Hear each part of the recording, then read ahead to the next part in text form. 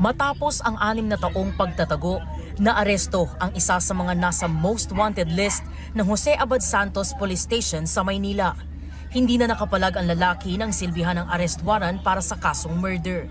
Ayon sa pulisya, November 2018 naganap ang krimen. Bale, palipat-lipat din ng tirahan at talagang nagtatago ang suspect na to. At sa kalaunan ay naging sakit sa ulo na rin ng pamilya, kaya pamilya na rin po niya mismo ang nagsuplong sa pulisya na siyang naging dahilan ng kanyang pagkakaaresto ngayon. Love triangle daw ang pinag-ugatan ng krimen. Kwento ng akusado, sinugod daw siya ng asawa ng babaeng naging karelasyon niya.